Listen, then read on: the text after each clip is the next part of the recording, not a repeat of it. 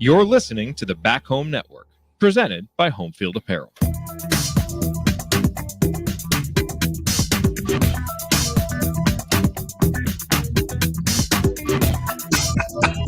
Welcome back, folks, to CrimsonCast. I know a lot of people have been waiting for this episode, and we decided we needed to do it live. I am still processing everything that we saw yesterday. One of the most fun, maybe the most fun IU Athletics Day I've ever personally taken part in, from beginning to end. Indiana demolishes Nebraska 56-7 on national television. They move the record to 7-0. And we had so much to talk about. I know you folks have so much to talk about.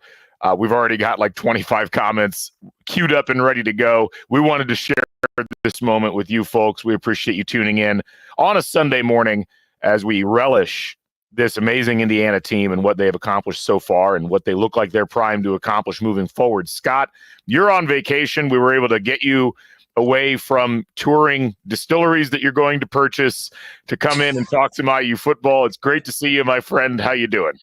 I'm good, man. No, I'm in Dominican. We're doing Cuban cigar factories today. So, it's just expanding CrimsonCast Industries, CrimsonCast Inc. Don't they make Cuban cigars in Cuba, though? Well, I mean, we're not a big-time podcast yet. We're working our way there. So Dominican Cubans. Dude, we're going to sell them as Cubans. Restart the pod. We can't give away our... No, man, it's great. I will say this a couple of times. Like, it absolutely kills me that I wasn't there. I've been to so many games. It's just our fall break. And, we leave normally on Saturday for a fall break trip. Normally, IU football for the last couple of years hasn't really factored into the equation. The Westfield's fall break was a week past than normal, which sucks, or else we would have been off. But anyway, I watched the game on the plane. It was fantastic. I had to do this. This was a great. But what's cool about it is it doesn't feel like this is a moment we need to relish, because I feel like there's going to be more ahead. So it's like this is the first of what feels like many future moments. Yeah, there's a lot that we're going to talk about with that. I agree with you. It's just weird how both out of the blue, how fever dreamish this was, but also how it just feels like another day at the office for this Indiana football team. And we're going to talk through all of that on the pod. We're going to talk about the scene here on the ground. You're going to talk about the broadcast, which I still have not gotten a chance to go back and watch. But first of all, a couple of items that we wanted to talk about at the beginning. First of all, we are part of the Back Home Network here at CrimsonCast. We're partnered with our friends at Assembly Call, who are... It's their season as well as our season, as we're talking basketball, Hoosier Hysteria happening on Friday of this past week. And be sure to tune in to Assembly Call throughout the course of this upcoming season, as they'll have amazing content. The Doing the Work podcast, they're up and running with women's basketball. We've got Bison Chat on Tuesdays, all through the Back Home Network, and all of those podcasts brought to you by Home Field Apparel, your place to go for the finest in college fashions, the softest fabrics, the coolest designs like this one. And Home Field Apparel, I saw Connor walking around the tailgate yesterday. Home Field serves all of college football, but IU, of course, is a special place for Home Field because their founders are IU alums, and they continue to pump out amazing designs. I saw so many, but it's amazing. Like every third person, maybe even every second person that I see at the game, Scott, is wearing something Home Field. And there's like a decade worth of Home Field now to wear. Everything from that new Signetti shirt all the way back to this design. I've still got my The Kick is Good shirt. If two of them, and the new the Martha the Mop Lady, they have a three-piece Martha the Mop Lady shirt coming out. So head over to homefieldapparel.com. If you've never been before, where have you been? Go use the code HOME23 and get 15% off your first order. Sign up for their updates on text. You get amazing updates in email, and be sure to keep track of what they're doing on social media. Their social team does an amazing job. Again, homefieldapparel.com, proud sponsor of the Back Home Network. We are also brought to you this season by Hoosier Game Day Lager, brought to you by Upland Brewing Company. The iconic candy-striped can I saw all over the place. I enjoyed a couple of them en route to the game and had one in the stadium. Just a really easy drinking lager produced by Upland, and you can get it all over Memorial Stadium and anywhere that you find beer sold in central and southern Indiana. including at Upland's many locations where you can go in person. So be sure to get a case of Hoosier Game Day Lager for your next IU football event. Please drink responsibly. Also, one quick plug. We are on Substack. If you'd like to get updates on what's going on with CrimsonCast, just head over to crimsoncast.substack.com. We'd love to have you join it. We hit the 1,000 subscriber mark this week, Scott. 1,000 of you have signed up for the email updates. And tell them the good news. Yeah, our 1,000th subscriber was Curt Cignetti. Like it was wild, but he hit the subscribe button. He's like, you guys are in. Apparently, he Googled us. Who would have guessed? It's great. Anyway, crimsoncast.substack.com. It's free. Sign up. You get the emails right to your inbox when we do stuff. So we would love to have you join us on that voyage. Anyway, Scott, let's get to the game. Coming into this contest, we did a nice podcast on Thursday of last week. Yep. With Taylor and broke down the game a bit. And, Taylor and I, before that podcast, if you have not yet, go visit Bite Sized Bison. It is absolutely essential reading for any IU football fan. Go subscribe, support Taylor's work. We rely so much on what Taylor does here at CrimsonCast, and he has just some amazing statistical insights. But, Taylor and I were talking before that pod, and he looks at me, he's like, I'm really confident this week that Indiana's going to win this game. Like I think they're going to win by a really large margin. And I felt the same way. And we talked about that a little bit on the podcast. You're still a little bit uncertain because a team like Nebraska, they came in, they had the number one defense in the country by most of the advanced metrics. They had a really, really tough defensive line. They had only allowed on the season, Scott, coming into the game, 68 total points on the year. So I thought Indiana was going to win. I think we were tossing around, maybe Indiana can score 35, 38. Like, I don't think Nebraska is going to be able to keep up with them offensively.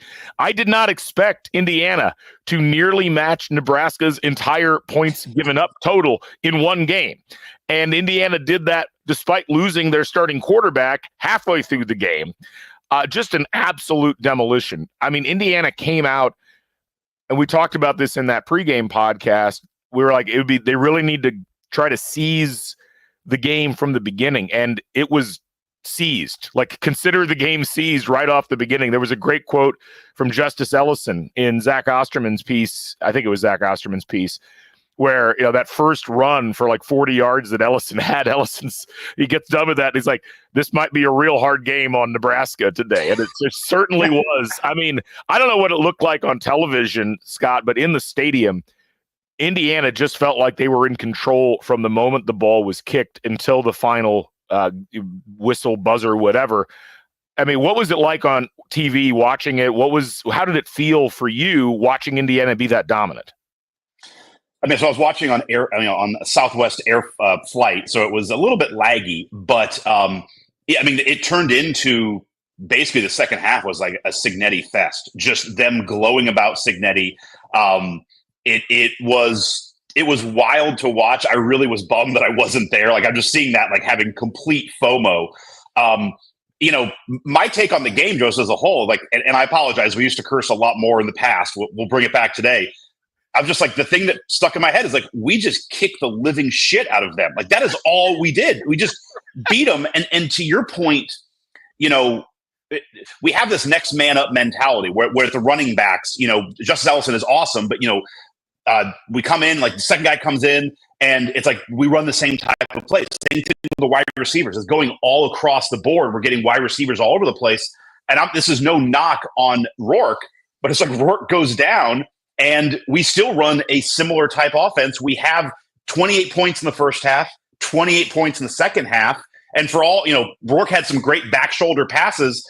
Jackson had a great back shoulder pass, I think, to Surratt in the end zone. And I don't want to at all. I'm not saying these are scheme guys because the players who are doing it are great, but you can definitely tell like there's a scheme and a way to play here where you can just put guys in and do it. And the last thing I'll say in my opening salvo here is, again, I love this feel that we come out the first drive, and you said it. I'm sure Cignetti knows it. That, if we can get a lead, it's really tough for teams to kind of keep up that pace of scoring. The first drive is so huge. I'm sure the stadium was electric. And it's like we have a fourth down play, What do we do? It's like not even a question, no timeout to think about. It's like, oh no, we're going for it. And like even the commentators, like Gus Johnson's like, oh, they're going to go for it. Like they obviously knew they had been talked about. And there's no question. They went for it. They got it. They scored a touchdown.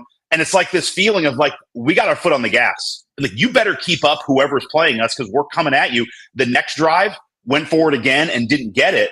But like, I absolutely love that. And you feel the pressure that is put on the other team when we just come out there and it's like, we're just going to keep hitting. And honestly, what I loved is second half, you're up 28-7. You have a backup, your backup quarterback in a total moment for a letdown. It's like, oh no, we still run the same stuff we're doing, like flea flickers. We're still coming at you. You have more interceptions. Like just the pressure never ends. And it's a quiet confidence that I've never seen a team like this before. And I want to get to some comparisons to the 2000 team, but it's like, this is a different level, but it was unbelievable. No, I've never seen an Indiana team with this. Now, that's what I meant. Yeah. I've seen other football teams. Yeah.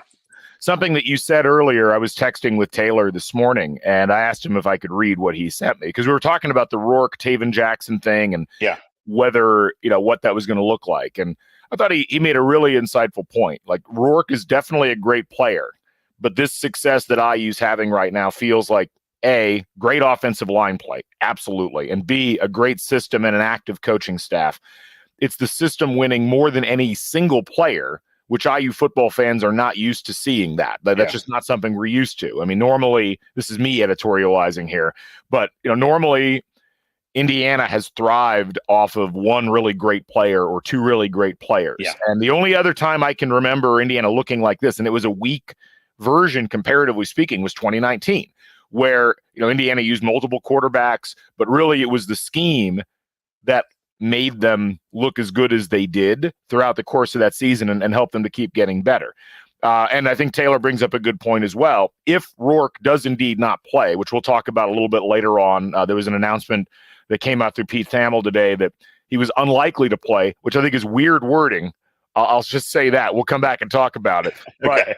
But if Rourke indeed does not play against Washington next week, Taylor's comment was it might shrink the playbook because Rourke is so good pre-snap, but Taven offers a lot of athleticism for running and throwing outside the pocket.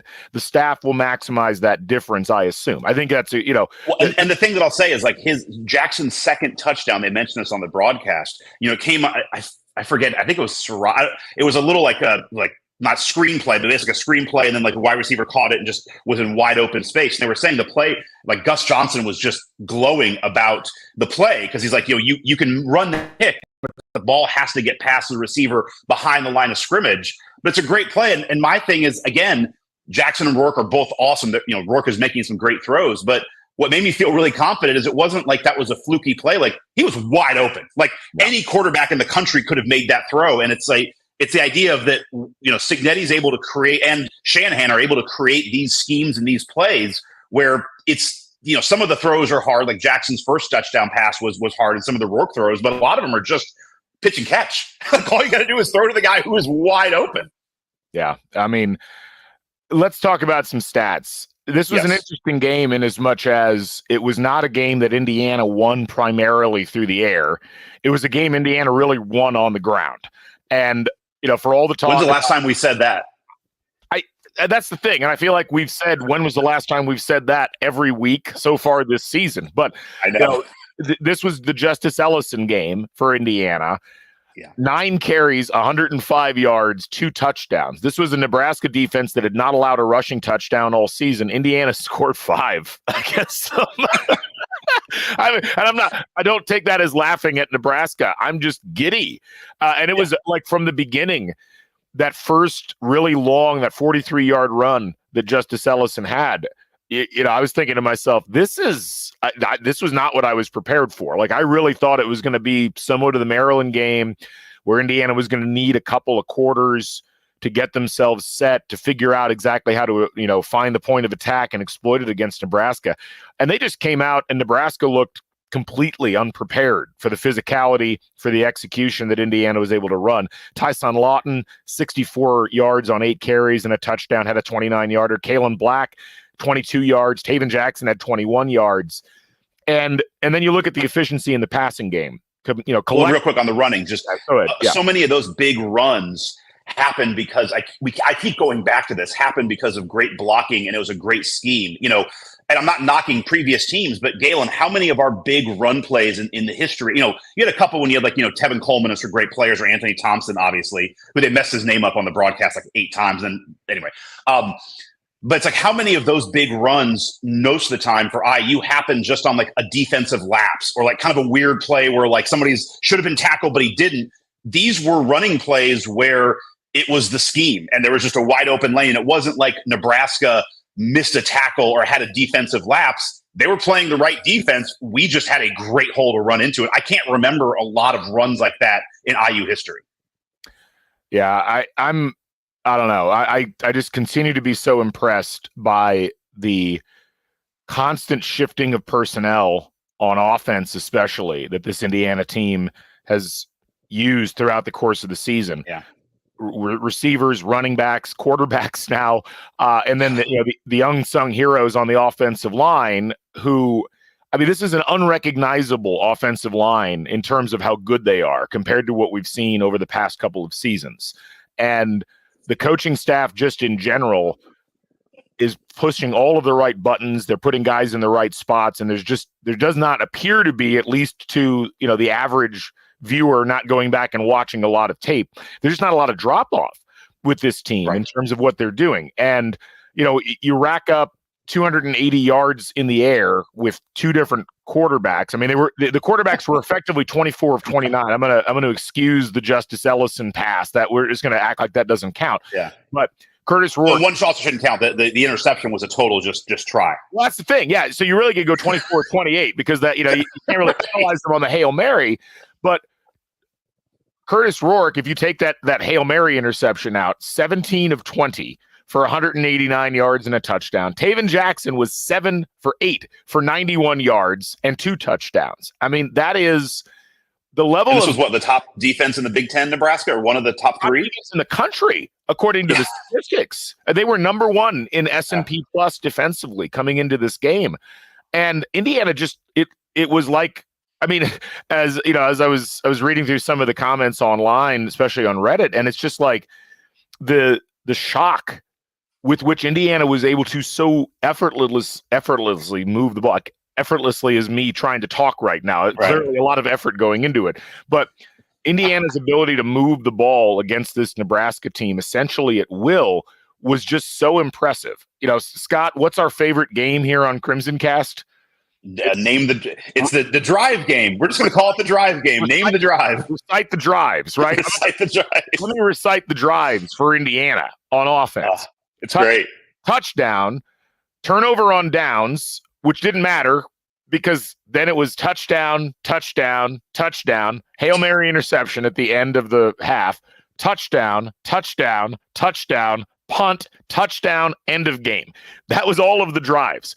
And, when they went for it on that 4th down where they didn't get it, I was really excited that was the mentality. That was already the second 4th down conversion attempt that they had tried in the game, and it was the first quarter. The tone that sets with this team on offense. This team just believes so intrinsically in what they're doing. And it's almost something that you can't put entirely into words because it's hard to really get your head wrapped around it unless you're watching it, and especially if you're there in person. It just feels like the offense has such a heartbeat to it that they think that whatever they're going to do out there is going to work. And especially in the red zone. That was the last thing I was going to say. Yeah. The red zone plays Indiana ran were just spectacular. Almost up and down the board. And, by the end of the game, Nebraska was so demoralized, like they were basically not even trying to tackle that. I've never heard Gus Johnson get bored with touchdown calls, but like by the 5th one, he was just like, touchdown, Indiana. I think he was just trying to be nice to the Nebraska fans. But when you've worn Gus Johnson down because you're executing that hard on offense, you're in a parameter that I've never quite experienced before. That should be a Bill Connolly stat. That should be one of the stats that he has in his you have one Gus Johnson wear down. We talk about the name the drive game, recite the drive. This is this is going to get in the psyche of teams' heads. And I think I felt it a little bit with the way Nebraska played, but let me just play the game with you here. See if you can remember this game. It's a game this season. The drives are, you had turnover on downs and a punt, and then touchdown, touchdown, field goal, touchdown, touchdown, game. That was Northwestern. Yep. So, but it's like, this is, Maryland is not quite as beautiful as this one. The Nebraska one is just touchdown, touchdown, touchdown. But this is something that future teams, you're going to see them. They're coming in. They're already a bit white knuckled. All right, this IU team, they're going to score. They're going to score a lot. And, oh, by the way, it's 4 down territory. Yeah, Andy Moore. Yes, Andy. Oh, we're sponsored? Andy, I want my car keys. I'm sorry. Recite the Drives is sponsored by Shalubies. You've missed all the Shalubies stuff, unfortunately. I'll have to do that later on, but I think that later. But I think this is where other teams, you're going to start seeing them really pressing just the game from the minute the game starts, because they know we're going to score, they know we're coming, and they also know that we're going for it on fourth. The thing that I was thinking about, it's not the perfect segue, but just with the way that this team is run and how aggressive, like confidently aggressive. It's not stupid fourth down calls. Most of the time when they go for it on fourth, they either get it or they run a really smart play. And it does seem like the really high leverage fourth downs, like that first drive, they get. And then they're kind of playing with house money on some of the ones they don't get. But they were talking about this in the broadcast, Shanahan and how young Cignetti's staff is. And I'm just really struck by how, Cignetti is 62, 63 years old. Like, he's not a young pup.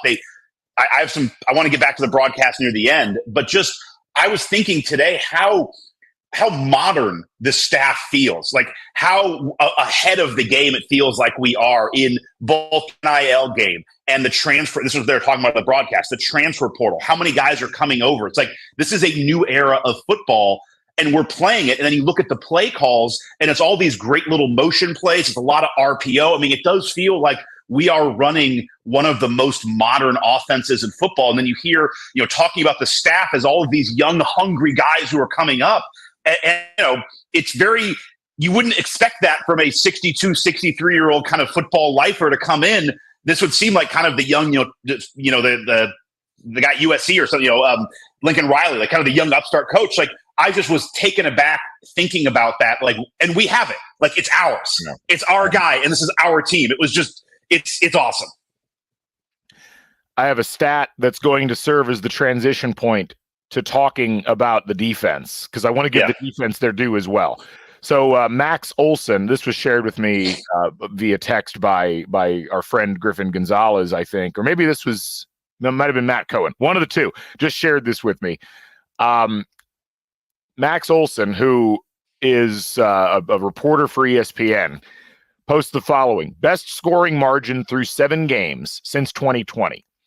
Indiana is plus 245 in scoring margin through the first 7 games. That is number 1 in that time period over the course of the last 5 seasons. Second on that list is 2022 Ohio State, who was plus 243. 2023 Michigan, last year's Michigan team that won the national title, was plus 229. 2022 Georgia was plus 228. And 2021 Georgia was plus 223. And as Olson notes, Hoosiers currently ahead of the last 3 national champions in best scoring margin since 2020. I mean, I don't even know what to say about that, Scott, other than this. And again, like, people love to pick apart Indiana's schedule. As we would have predicted this, and it's already started to happen. Indiana blows Nebraska out. That was supposed to be the big test. Now Nebraska, who have they played? Yeah. Nebraska's not good now because Indiana just beat the pants off of them. But I do want to talk about the defense. 56-7. Now, we knew that Nebraska's offense was not as good as their defense. They came in, I think they were in the 80s in S&P plus in offense. And it was one of the reasons why we were so confident on the pregame podcast, was that we just felt like Nebraska wasn't going to be able to keep up with Indiana in terms of scoring. But I thought they would score. Like, I thought there would be some scoring here. Yeah. I mean, I don't know what's the most impressive statistic. I think it's probably the fact that Nebraska rushed 29 times for 70 yards. They had a 2.4 yards per carry average, which is just nuts. I mean, that is a stellar performance by the defense. Dylan Raiola, who's clearly talented, 28 for 44, 234 yards 0 touchdowns, 3 interceptions. And I mean, just struggled with pressure, threw some balls that he probably shouldn't, just some demoralizing plays by Indiana, whether it was the interceptions, whether it was the tackling. Aiden Fisher was just absolutely stellar in this game. 11 tackles, 4 of those solo tackles, was all over the field. D'Angelo Pons did an amazing job. Terry Jones Jr. had a sack. The 2 fumble recoveries, Jacob Mangum-Farrar and Mikhail Kamara both coming up with those. 3 interceptions, as we mentioned. Sean Asbury, Reliah Hardy, and Jameer Johnson.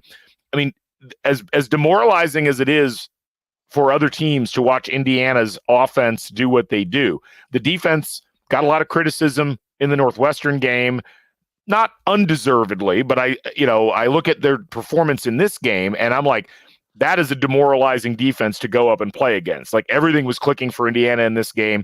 And as one of the commenters put earlier on Reddit, like, at least Charlotte scored 14 points on IU. Nebraska was only able to score 7. It really feels like the defense made some adjustments, really amped up their energy and focus, and just got after it from the very beginning. I mean, that one drive that Nebraska had at the beginning of the game, or close to the beginning of the game, where they scored the touchdown. Let's recite the drives for Nebraska in this game. Well, I was going to do that. I wanted to do the Ray Skillman. This is the Ray Skillman recite the drive for Nebraska. Sorry, you stepped on it. Okay, but please go ahead. Do the recite the drives for them. Yeah, sorry, I was loading that up for myself. No, it's punt, fumble, touchdown. I mean, not a great way to start the game, but okay. And then from there, it's punt, three play punt, 3-play punt, a 15-play drive with an interception, and then an interception, and then turnover on downs, and a fumble, and then a 1-play interception, and then a turnover on downs, and that's game. And as we've joked, this is the bend but don't break defense that we were talked about in the Allen era. Like, they get down there, 15-play drive, and then Nebraska turns it over. The play that I thought was, to me, very interesting is it happened in one of Nebraska's first 2 or 3 drives. Their receiver caught a ball. IU pulled it out. It was really on the, wasn't sure if he was down or pulled out. He probably was down first. Nebraska wisely came up and called a quick play. But I was thinking, again, this is pre-2024 Scott was thinking that would have been the play where it's damn it, we let that, that was the game changer. We had the moment to get Nebraska off and have an interception, fumble, didn't happen. And as it turns out, it's okay, don't worry, we'll just get 3 more turnovers on we'll just keep going. And that's something with this team that when things happen that don't go their way, or it feels like we get a funky call or something, just okay, fine, you want to play that way? We'll just get 2 more interceptions on that. This team has just such a resolve and such a focus of we're going to do it. And the last thing I'll say on the broadcast, Joel Klatt, who's Gus Johnson's partner, although I could never remember this time. Joel, look at some names. You're allowed to change your name in broadcasting. Go with something different. I know he played, so he has to go with that. But he kept going. They were so positive about IU's offense, but then Joel would be like, the defense, just Gus, I got to say here, man, the defense is pretty good too. They couldn't stop glowing about both sides of the ball, to the point that in the middle of the third quarter, they're just this is a good team. He's this is a really good team. And even, Joel said this, which kind of blew my mind, that, he's a lot of people were kind of stunned by the TCU team last year. It's this Indiana team. He's they don't really remind me of TCU last year, because TCU was in a lot of close games. They had a lot of games they could have lost. They went all the way to the national championship. Indiana's kicking the snot out of people. He's so they actually remind me of it. They don't remind me of TCU. They remind me of a better team than TCU. He's I think the sky's the limit for Indiana. And I'm just this is a simulation now. We're talking, commentators who watch football are talking, comparing Indiana glowingly to national runners up. I don't know what world we are living in, but no, we're good on both sides of the ball. And even our punting was good. We just don't have a chance to punt much, but our punting is good. I know James Evans is the Maytag repairman of college football right now. It's a really lonely job being the Indiana punter. It was just, the whole thing was just such a total. Which is funny, because when you come to Indiana, you're probably thinking all right, well, if nothing else, I'm going to get 15 punts a game. I'm going to get a lot of practice. I'll get a lot of film. And Evans is dude, my pro career, I was going to be McAfee. There's no tape on me punting.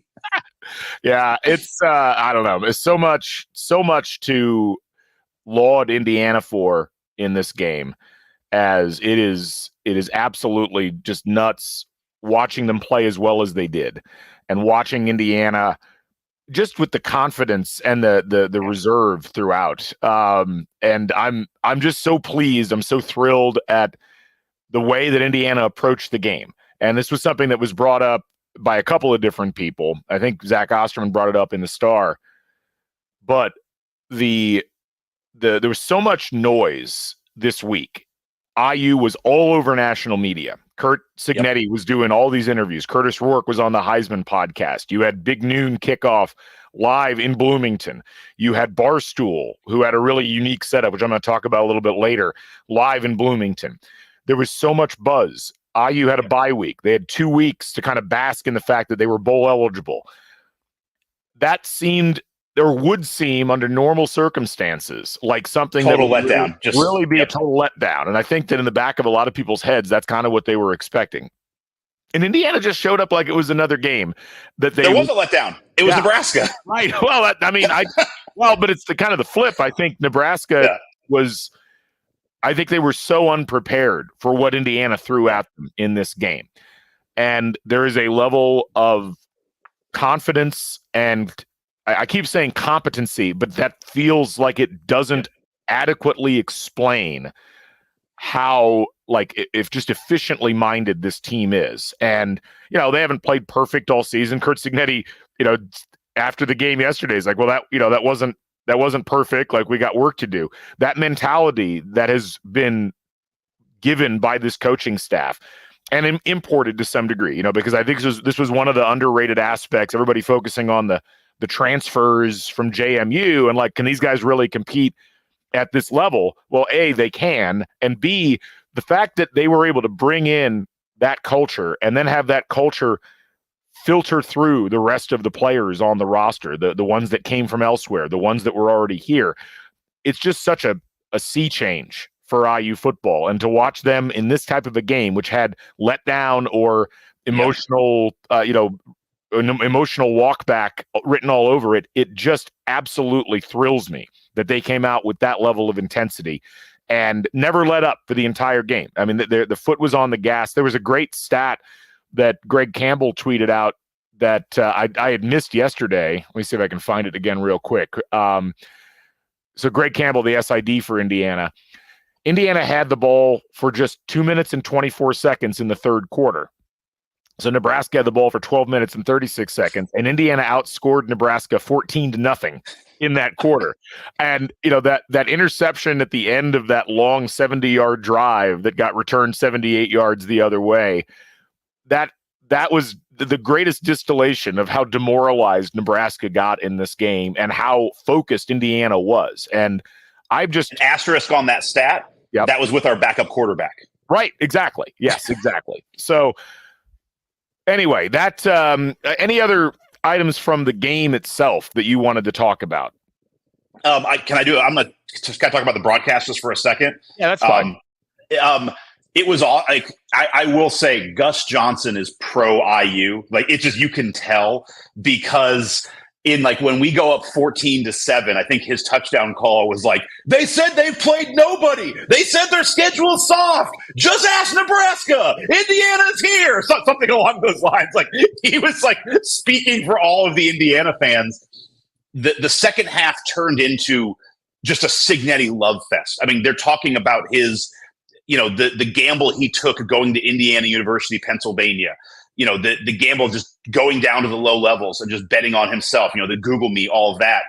But Gus Johnson had a great little tidbit of a story that I've thought about more that actually is so Cignetti. I love this guy so much. So we all know at the basketball game where he says, Purdue sucks, Michigan sucks, Ohio State sucks too, or whatever, along those lines. Gus Johnson was calling that game. So he tells us on the air, he's like, so Cignetti comes and sits next to me during a timeout, and Gus is like, during a timeout, I kind of lean over. I was like, Kurt, it's kind of a crazy thing to say. And Kurt just looks at him bewildered and says, why? We're going to kick their ass next year. And Gus was like, I kind of thought to myself, this guy is nuts. Like, this guy's crazy. And he's like, but I don't think he's crazy anymore. And then I apologize for not thinking of this, but with everything, Cignetti's got a plan on everything. Galen, those are the last 3 teams we play this year. Like, I thought it was kind of just a Purdue's our rival, and then, Michigan, Ohio State are the cream of the crop, which it might have been. But it also could have been Curt Cignetti looking at our schedule and being like, how are we going to finish this year? We're finishing the year with Michigan, Ohio State, and Purdue. And those are the 3 schools he called out. And in February, he's thinking we're going to kick their ass. Anyway, it's a great little story. I just love Gus Johnson being like, this guy's nuts. It was December. I think it was December, actually. Yeah. But no, I look, and he got asked this by Jenny Taft in the post game, and he said, I got a lot of respect for those coaches and those programs, and I think he legitimately does. And ultimately, what he said was in that interview, I didn't have a very enjoyable first day because there was just no hope. There was nothing. Yeah. There was no optimism. And we are IU football podcasters. We're IU football fans. We know that. We knew. I feel you, Curt. We feel you. The level of beaten down that IU football fans had gotten to by the end of Tom Allen's time was really, really depressing. I mean, to the point that you and I were having conversations about, do we want to keep doing like this podcast? It was so depressing. I mean, John Punt literally stopped doing what they did because of how low the morale had gotten. And shout out to Taylor Lehman and all of this. Taylor's like, I'm in. I'm going to start a Substack. Someone's got to be there. Not only that, I'm going to dig into stats that suck. I'm going to dig it. I love you, Taylor. We love you. But the thing is, that brashness, that confidence level is absolutely what Indiana needed, not just on the field, but that's clearly where it's had the biggest impact. But the fan base, I think the early adopters were like, this guy's different. This guy is coming with an energy that has been needed here forever.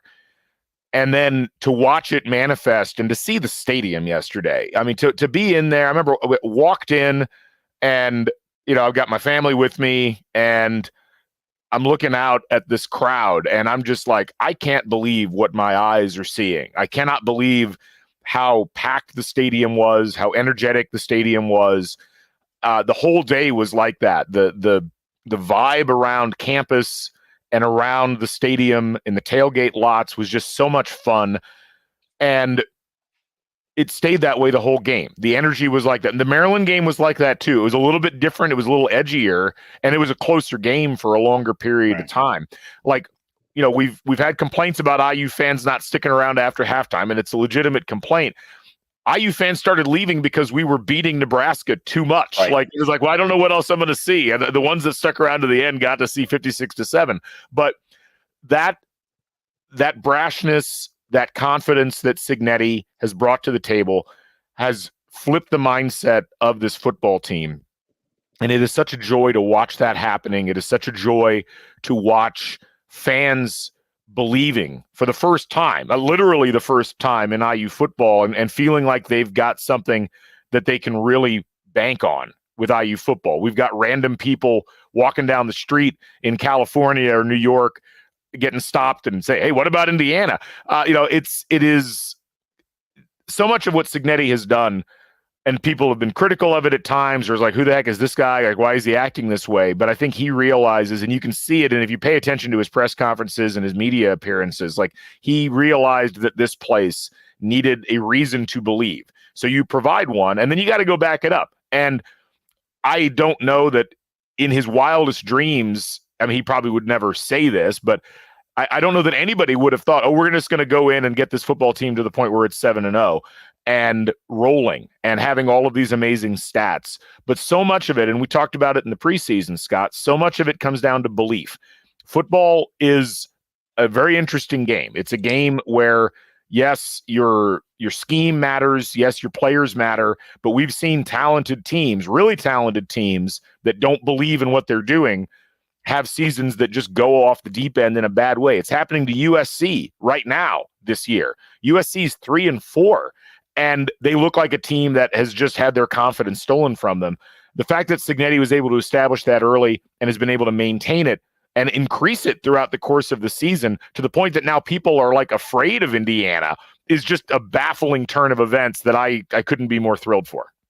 Well, and even on the big noon kickoff show, and he's been saying this for a while. He had an interview, Urban Meyer had an interview with Cignetti a little bit ago. But, Urban Meyer, like him or love him, like he's one of the better coaches in the last 20 years. It's just saying, this is the best coach team in America. Like I've watched the film, and then at halftime, he's like, it's so unusual to watch a team on film and then come out and see the exact same thing on the field in a good way. And Urban is just like, this is the best team, the best coach team in America. And then you also have Mark Ingram, who was recruited by Cignetti at Alabama, talking about how much he loves Cignetti. Obviously, Saban has a very tight, bond with Cignetti.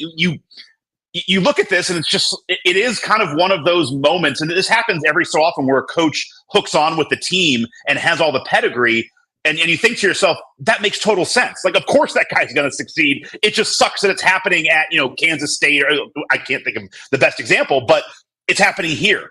Right. And you have the coaching elite who, again, say what you want. Urban Meyer knows how to coach football, knows how to get a team to a high level. For him to say this is the best coach team that I see this year, that's high praise. Yeah. Mark Ingram saying it, and Leinart is there singing the praises. It really, it's not just beating, the schedule.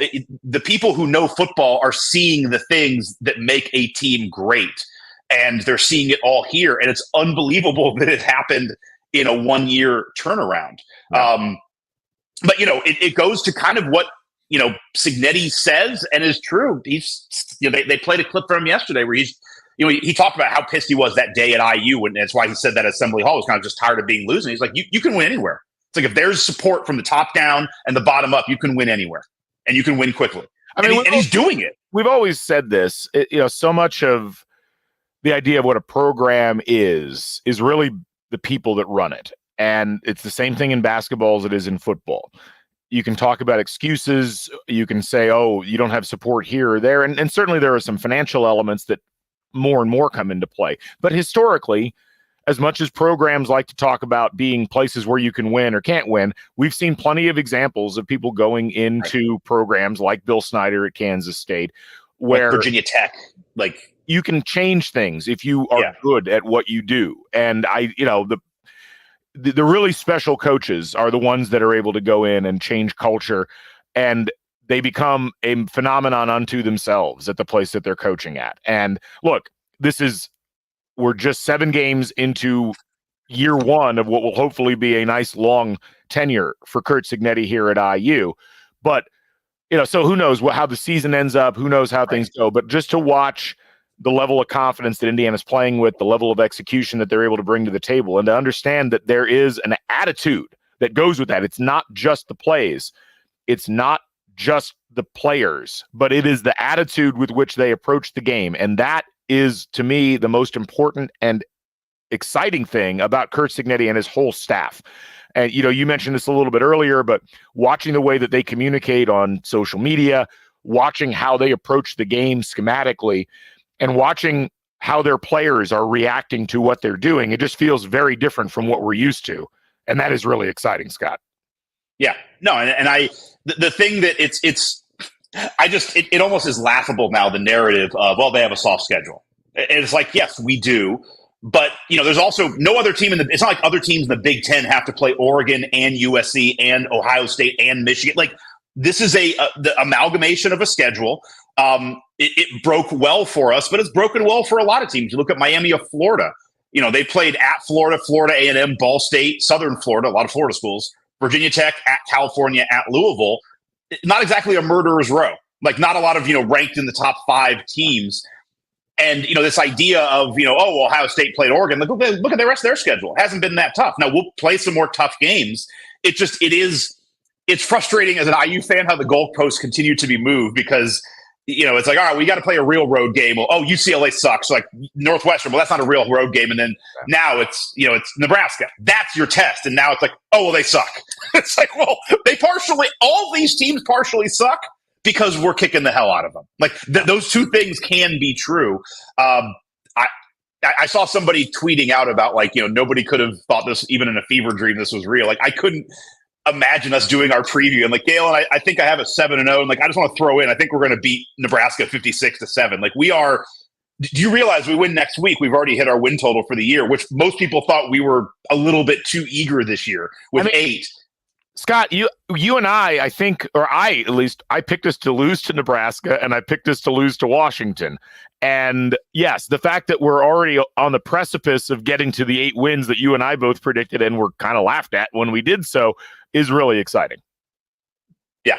I mean, gosh, there's so many other directions we could go here, but a couple of items. I had a question earlier that I wanted to get to from Ron McFall.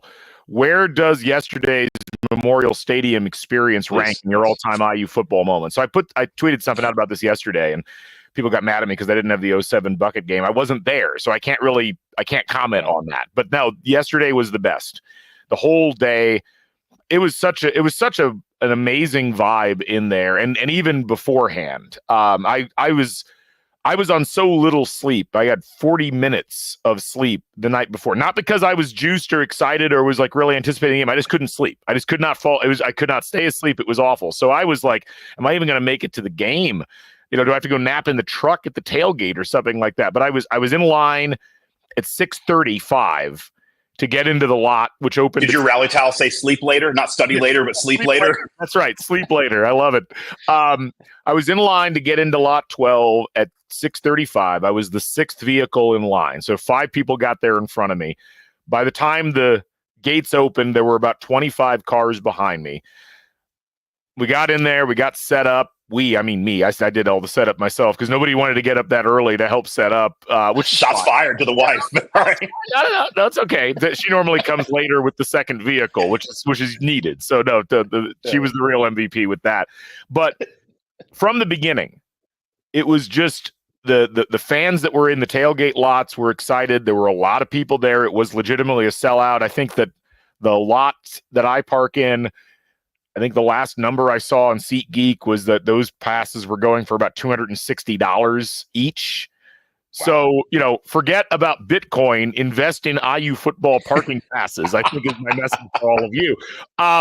But that's what I'm doing here. I'm actually buying and selling passes. I'm Dominican. I'm just selling E8 lot and lot 9 and lot 8. And I'm going to the beach to do that in a bit. Yeah.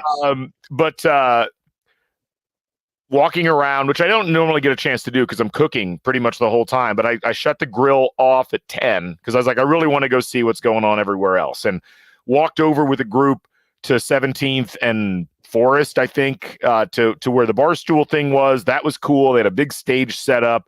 They had a huge crowd there. It felt like a mini EDM festival, and or like a backyard fraternity party. And I mean that in the best possible way. Like it just had this kind of cool, cloistered off vibe.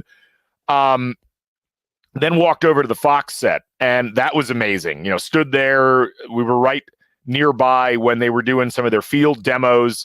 Mark Ingram spiked a football after he caught a pass from Matt Leinart, bounced up. I caught it out of the air, so I now have that football. I will someday hopefully get him to autograph it for me. That was pretty cool. But that was nuts. Jeremy Gray, beforehand, senior associate athletic director for IU, who's poured his heart and soul into marketing and trying to get the game day experience better. This had to feel like a coronation for him. He had some tweet that he took a picture from the stanchion above it. It's like, more beautiful, sight these eyes have ever seen. Kind of the Rudy quote. And it felt that way. Like you just were like, I can't believe that this is all happening at an Indiana football game. And for those of us who have been going to games since the 80s or the 70s or the 60s, it was almost like it was like one of those Star Trek episodes where you wake up in an alternate universe. That's really how it felt. It's like, how is all this happening at IU? Everybody got into the stadium early. I mean, the place was packed, and there were 15 minutes left on the clock until the game started. Like, that's how packed the thing was. And I was just thrilled with the absolute vibe that was flowing through the crowd throughout the course of the whole game. So to go back to Ron's question, it was one of those things where, the Maryland game had previously, from earlier this year, had become my favorite game at IU because of how into the game the fans were. I have to go back. The only other game that really ranks in the top 3 as far as games that I've been to, and there's been a ton of games that I've missed for various reasons. Like I remember Jason Kennedy and I trying to keep track of that 2015 game against Michigan that went to 4 overtimes. Or I was not at that game. There were a couple of others, But I have to go all the way back. Just real quick, that game, I remember my son was there. He was like 2 years old, and he fell down like 2 bleachers in front and hit his head. He was okay, but people were like, does he have a concussion? Do you need to leave? And I'm like, it's overtime 1 against Michigan. Like, whatever is going to happen is going to happen, but I'm staying here for the rest of this game. Yeah. We lost. Many of these memories. I remember the Iowa game where with so many memories, we lost. And so I have to go back for games I've been in person. The only other game that's in the category, and it's a distant third to the Maryland game, and then the number one for me now is that Nebraska game, was 2001 bucket game in the pouring, driving rain. For those who were there, that was one of those games you'll never forget. And that game had like this, that was not a great game. It was a 14-7 game. Indiana had to have a goal line stand at the end of the game to preserve the win. I think it was the last time a goalpost got torn down at Memorial Stadium. But it was one of those games where what made it so good was how into it the crowd was, despite the elements, and how it felt like finally the Cameron era had like some kind of a good win associated with it. It's like, yes, we did that. We weren't going to a bowl. We'd already lost our 6th game by that point. But yes, as Matt Uhl points out, Martin LaPostel was the guy that made the tackle at the end. So those that were there, it was one of those games you'll never forget. But this was better by every stretch of the imagination, not just because of the significance of the game and how well Indiana's played this season, but this was absolutely just a demolishing of a team that was supposed to be good, a fringe top 25 team, a Nebraska program that is one of the top programs from a brand name perspective in college history, and a team that did a lot of talking, or at least their fans did a lot of talking coming into the game. The team didn't so much. I'll always remember fondly the entire picture of this Nebraska game and just how fun it was. And for those that were there, I think you'll probably all say the same thing down the line. And for those that weren't there, all I can say is buy Washington tickets. But come down and see this team in person. Well, and that's the thing, is that there's an opportunity. The Michigan game could be the next best experience for fans who are there, because that could be a team that's undefeated going in to beat Michigan, who is a bigger defending national champion, and also a team that we've had our bugaboos with. They could not be ranked. That could have you're not going to get obviously big noon Saturday again. Maybe it's game day. Don't know. And then the Purdue game, while Purdue's not looks like a live opponent this year, that would still be fun to kick the snot out of Purdue and maybe punch your ticket to something, a Big Ten title game, a college football playoff. I mean, so I hear you. This is also the longing of a guy who just scheduled a trip for the wrong day 9 months ago. But I again, much like that, missed fumble that we didn't get, it doesn't feel like this is, my God, I missed a 1 in a 20-year opportunity to catch a great game. It does feel as if there are more great experiences down the road. This team just looks focused and poised, and I'm nervous to play without Kurtis Rourke, but I'm not frightened.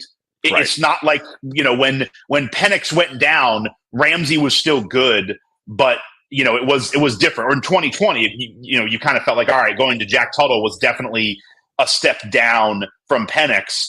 And I'm not trying to knock Rourke or Jackson. It feels like the schematics are run so well that this coaching staff will be able to put together a package that works for what Jackson needs to do. I mean, and that's the thing. So I guess we can talk about the Rourke injury now. Yeah. So, there's conflicting reports about what the injury was, what I've been hearing.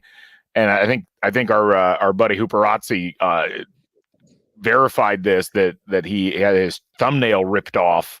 And so they had to tape that back on, which is tough on a throwing hand. And so Pete Thamel, but better than a broken thumb. Well, yes, absolutely. But yes. Pete Thamel, and then we've seen several other confirmations of this, saying that Rourke is unlikely to play against Washington. Jeff Rabjohns from Peegs just stated that a source says he's not playing against Washington. I mean, I don't want to undersell that. I mean, this is a guy who has been thrown himself into the Heisman contention, quite literally, and has played with such a poise. I really liked what I saw out of Taven Jackson, and I liked what Taylor said earlier about this idea that this team is winning because its offensive line has played great and they've got a really good game plan. But anytime you lose your starting quarterback, that's an issue. And so I'm really interested to see how Indiana responds. They're going to play a team that's got a much better offense in Washington than what Nebraska threw out there. And Washington's proven that they're a decent team at times.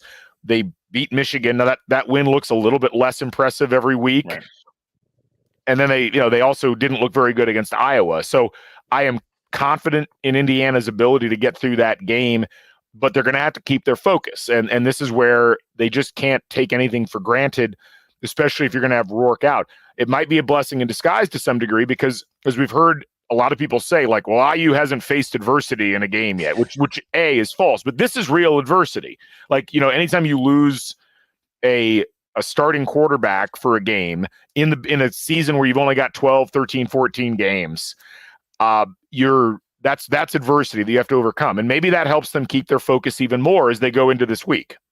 Well, and not that you're saying it, but to somebody who would say that, it's like, we haven't faced adversity. We haven't been down because we haven't been down.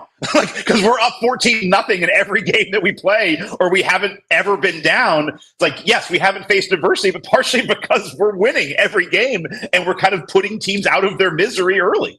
Yeah. So it's just, and that Brian Hicks just had that comment that I showed there. Like, can we jump on Washington the way we've jumped on these other teams? But, I'll say this, like, even in the Maryland game, which was tight for a while, the Northwestern game got tight later. We've seen Indiana win effectively in a variety of scenarios and situations. We've seen them jump on a team immediately like they did against Nebraska. We've seen them ease into a big win like they did against UCLA. We've seen them pull away at the end like they did against Northwestern and Maryland. So I like the fact that Indiana is going to be in a position where whatever they face in this Washington game, it's not going to be a scenario in a game that they haven't faced in some way, shape, or form, except that they're going to have a different person likely under center. I am curious to see how precautionary all this is, and I'd feel a lot more worried about it if the running game hadn't been so strong in this Nebraska game.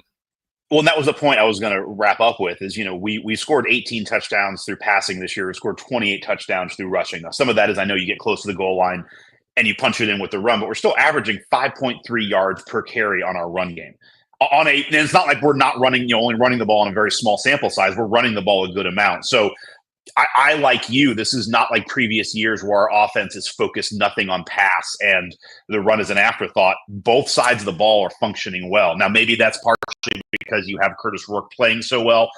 We're going to see, but there's something with this team that doesn't feel as if Cignetti's not going to know. And this is where that breadth of his career and his experience comes into play. And I think at this point, no question, he gets the benefit of the doubt that he knows what he's doing. He's had situations with teams where people have gone down, either starting quarterbacks, running backs, or wide receivers that were key. How do you build your game plan differently around that? I feel like Cignetti is going to be able to do that. And not to mention, if he doesn't have a question, maybe if he's concerned, he could call up Saban. I mean, he's got a great coaching tree. It's just like, hey, Saban or Urban, when you're not, going off on me on Big Noon Sat, kissing my butt, give me some ideas. Look, I'll say this. The last thing I'll say on this, and then a couple other things before we wrap up. Yeah. I'm confident that this coaching staff is going to figure it out and figure out a way to handle whatever they have to deal with. Indiana's been blessed so far this season in that they really haven't had a lot of injury concerns. They've had a couple, but they've been able to cover in those circumstances, whether it's on defense or on offense when they've lost people. So I'm not overly worried, but any more than I would be just generally, like, make sure that you do business the way that you're supposed to do business if you're Indiana, because this is really where it's tricky. And I've thought about this a lot with this football team. So much success has come to them so quickly, and they've handled it so well up to this point. That builds, though, week after week. You saw this with Cignetti's James Madison team last year. They had one bad game towards the end there where they lost to Appalachian State. Right. That was when they had game day at there, right? Like, that's kind of when it felt like the fever pitch of James Madison hit. But I think Cignetti probably learned some lessons from that. This coaching staff was with him for that. So I really count on them to go through this week focused and intense and realizing, and Cignetti even said it, something along these lines at some point yesterday.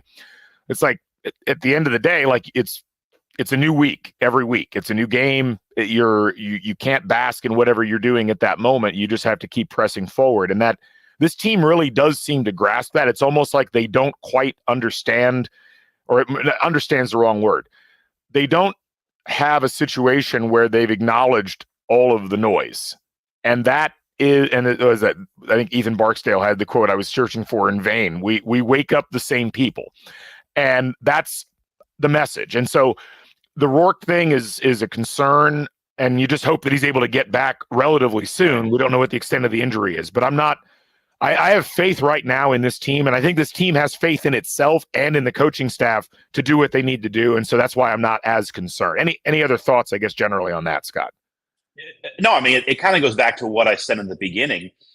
You know, the only thing that makes me feel, again, I would rather have Kurtis Rourke behind center and have this team humming on all cylinders, but the nice thing is you're playing, your next two games are against, Washington, who's a little bit of a mix. They're at home.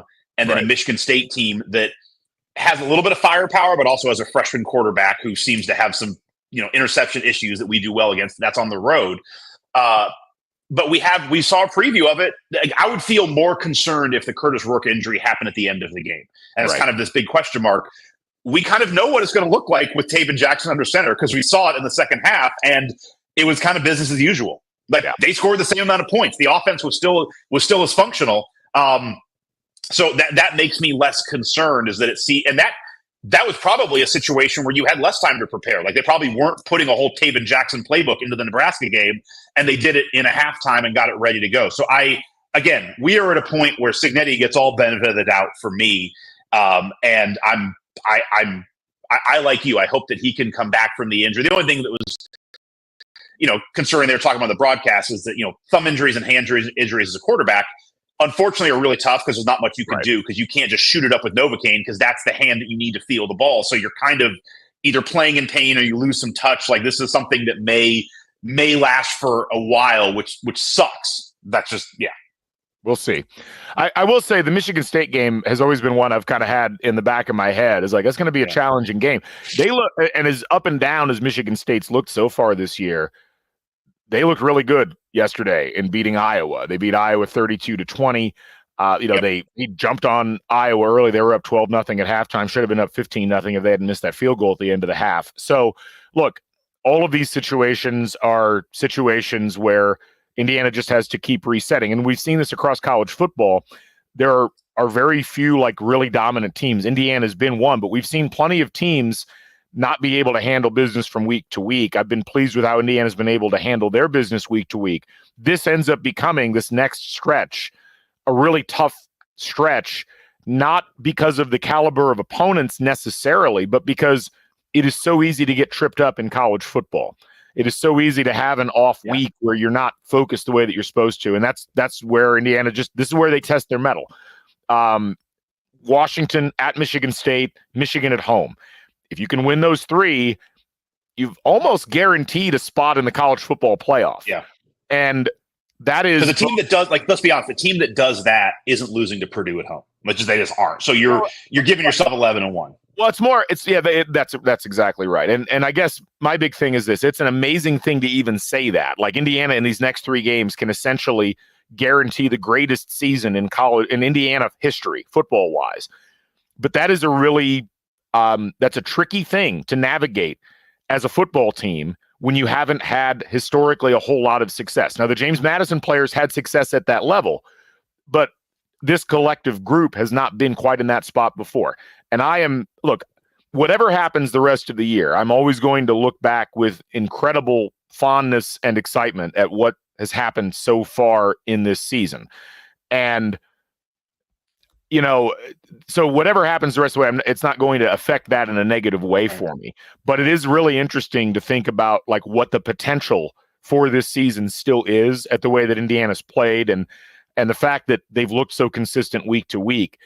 It's become an interesting running subplot in my own mind. How are they going to do it this week?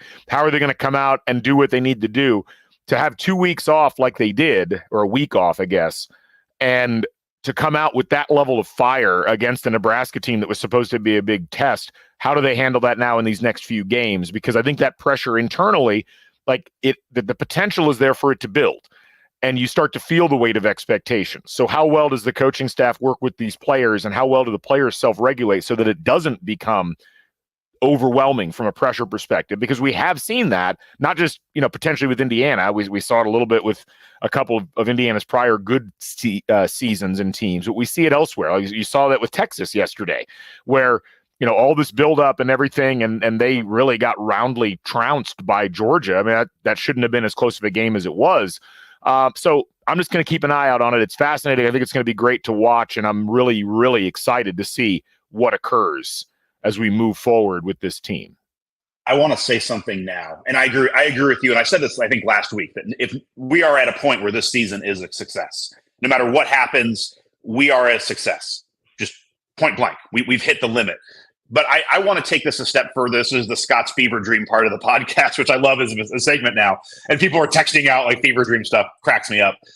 This was kind of hinted around on the broadcast, kind of kicked around, not really said implicitly. But I'm just going to say it here because we've talked about, schedules and soft schedules, this and that.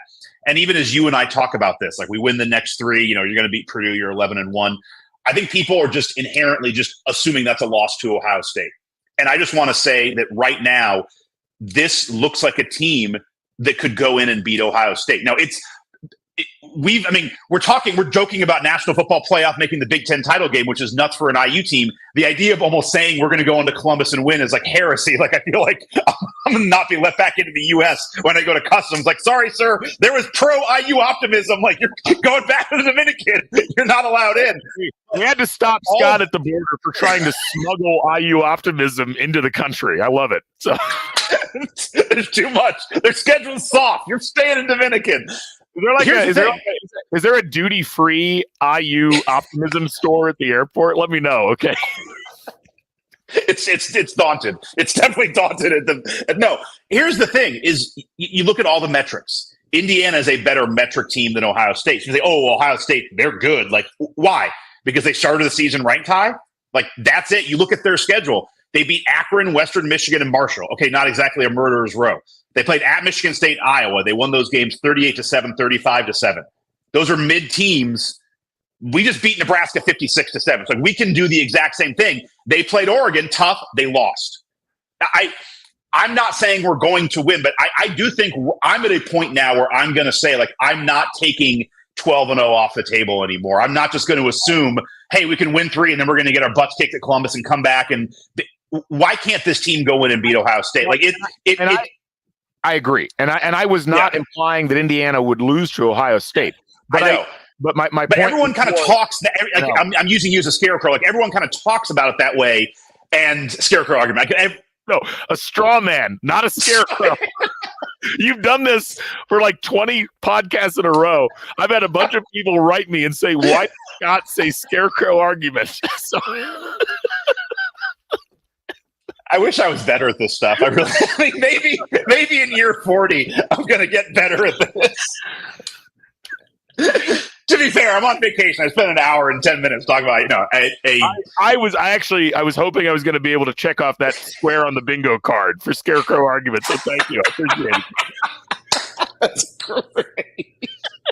Straw man, but everyone's going to talking around it. And I do think we have to come to the realization that this is the kind of team that could go in and beat Ohio State. If you just took the names off the jerseys, yep. This would be a team where you're like, man, Ohio State should be concerned. So I think I'm at a point where I'm ready to be 12-0.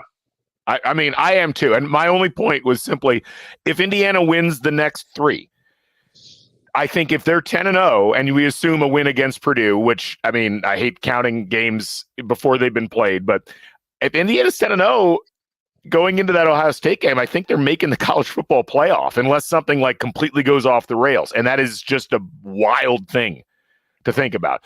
And your point is a good point, and one that is backed up by Bill Connolly, the expert, the guy that runs S&P Plus, where he had a great tweet, something like, I guess they're for real, or just something like very, like he's on our side too. Pass the test is what he said. But yeah. The resume S&P top 10. So what this is it looks at how you've played over the course of the season. It takes everything into account. It takes schedule, it takes opponent, all of that, and how well you've played in these games. Indiana's the number 1 team in the country if you look at their resume and what they've done. And that is, Texas is second, Ohio State's third, Miami's fourth, Oregon's fifth. Indiana is number one in this list. That's it. That's all there is to it. So, yeah. Anyway, no more scarecrows to knock down. We're done at all. So, anyway, we got to take got a football team. We got to take one quick break, and we'll be right back. Just need to take one quick break here, folks, and we'll be back in about 2 minutes. So, just hang on for 1 second here. I'm going to put the countdown on. We'll be back here in just like 2 minutes. Okay.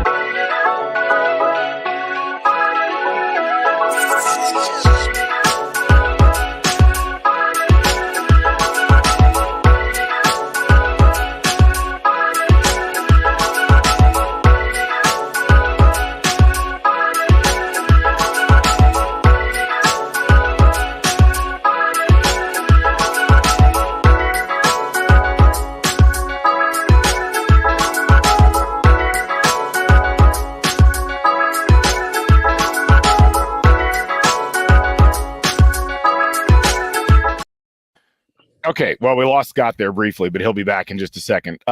We lost me too briefly, but I'm back. There were a couple of other quick things we wanted to hit before we wrapped up here, and just kind of talk through. Scott, sorry about that. I came back a little bit early. Okay. One thing that is really interesting is that attendance yesterday was 53,000. I forget what the actual number was, but it was like the fourth highest attendance in IU history. And what is it? 53,082. But I'm confused here, Scott, because the capacity for Memorial Stadium is listed as 52,626. Where did all the extra people come from? Have we figured that out yet? They're probably, the upper areas, some of the new areas that are just walking around. SRO, I don't know. SRO, I like that. Yeah. We wanted to mention the tickets. We're definitely not sliding down the hill on cardboard boxes. No, There's an old reference. Not whole park, not exactly how it used to be. But that's a lot of people. I did want to also note when people were asking about tickets, there are 675 total tickets left for the Washington game. They sold 4,299 tickets yesterday to that game. This is all courtesy of Tony Adrania's database. There are 22 tickets available for Michigan. It's technically sold out, but I think a couple of tickets came back on the marketplace. And Purdue's only got 456 tickets left. There are 3,455 tickets were sold for that game. This team could have multiple sellouts in a row to close out this game. It's basically guaranteed at this point. I'm glad to see so many people hopping on and getting excited about this. As Patrick points out in the comments, the student section was packed, absolutely packed. The aisles were completely full. There were lines in the bathroom. I will say, concessions did a great job of turning people around. But as we heard from Trisha Whitaker, they ran out of beer at several of the stands in the third quarter, which we've only been selling beer in Memorial Stadium for a year, basically, a little over a year, a couple of years, I guess. So that's the first time I think I can remember them actually running out of beer. But God, the game day experience has come so far from when they were running out of water against Cincinnati. I mean, it's just it was so good. And I got to tell you, like even the bathroom lines where I was at, I sit over in section 11. They were not bad. They moved pretty quickly. I thought it was pretty efficient overall. But I really would like, if you have not bought a ticket to IU yet and you can make it down to that Washington game, that may be your last chance because all the tickets might be sold out after that. So jump on that if you can. I think it'd be worth your time to come down here. It might be worth your time in more ways than one from what I'm hearing, if you catch my drift. But we'll see what happens with all of that.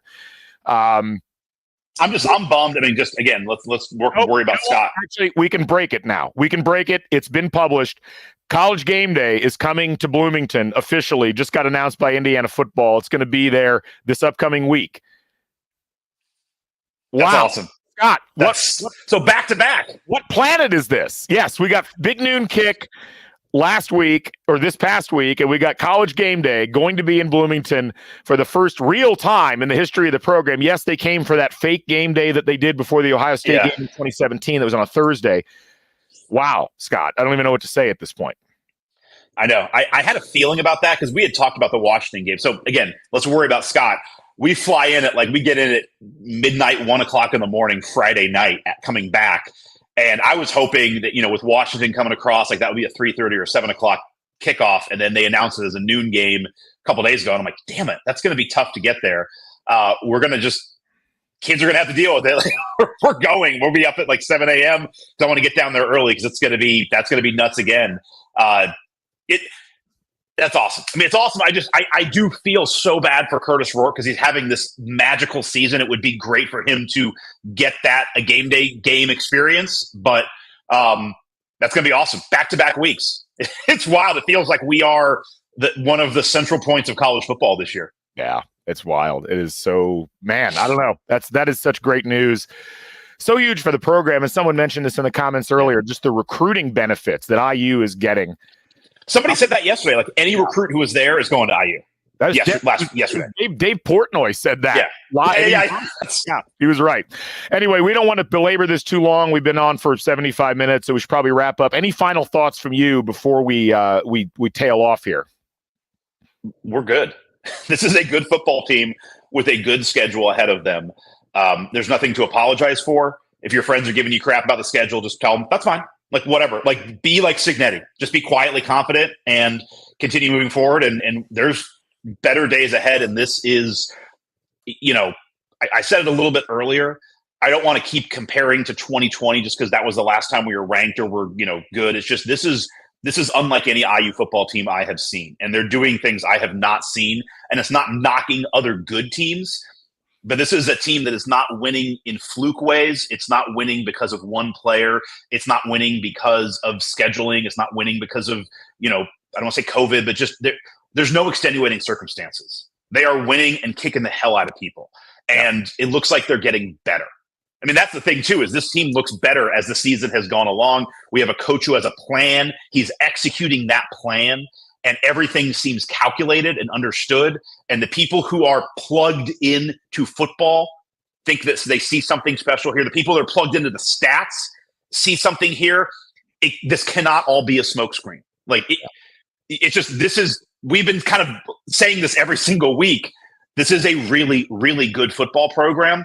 And, I don't know where we're going to be ranked. We'll probably move up a couple of spots. Like we said a couple weeks ago, the fever dream of us being ranked number one in the country, I guess, is still there. This is probably not a top 1, 2, 3, 4 team in the country, but this is definitely a top 10 to 15 team in the country, hard stop, and maybe a top 12 team. We are there, and everything that I've seen in college football, we are a team at a caliber to play in the National Football Championship. We just are, because I think we are one of the top 15 teams in the country, hard stop. And it's a wild thing to say if you have the IU football history behind you. But if we were seeing this happen at, Purdue or Northwestern, where you just be like, damn, they got it figured out. That's a team I wouldn't want to play. Any other team, I would feel that way. So just embrace it, enjoy it, and I'll see you all Saturday. That's about as good of a way to close out as I can think of. All I'll add is this. I've had so many friends and people that I know reach out via text and express something along the lines of, I can't believe that this is real. We're living in a dream right now, a fever dream, as you would say, Scott. What this football program is doing right now just means so much to so many people, myself included, you as well. There's just this level of energy and excitement that we have never really experienced with IU football. We've come close in a couple of things, and you could make an argument maybe in 87 it was kind of feeling like this, but this feels like a different level beyond that. So I'm just thrilled. I thank you to the players, thank you to the coaching staff, and thank you to everybody that's making the season happen. It's been so special so far. Really looking forward to seeing what happens here over the rest of these 5 regular season games and then whatever comes afterwards for Indiana. So anyway, thanks to all of you. Thanks to Home Field Apparel, our presenting sponsor. Thanks to Upland Game Day, or Upland Brewing Company, producers of Hoosier Game Day Lager. And thanks to all of you folks for sticking with us throughout all of these years. It's been great to be able to podcast about IU football. And it's great to be able to say that it's been great to podcast about IU football. And we certainly appreciate all you folks in the audience that come up and see us and say hi. It's been a thrill getting to meet a lot of you over the course of time. And I hope we all see you here for some games the rest of the season. So we'll go ahead and wrap up with that. Thank you for joining us here this morning. If you're watched live or if you're following up by listening afterwards, thank you as well. For Scott, I'm Galen. This is CrimsonCast. We'll catch you folks on the flip side. Bring back the Bison. Stay never daunted. So long, everybody.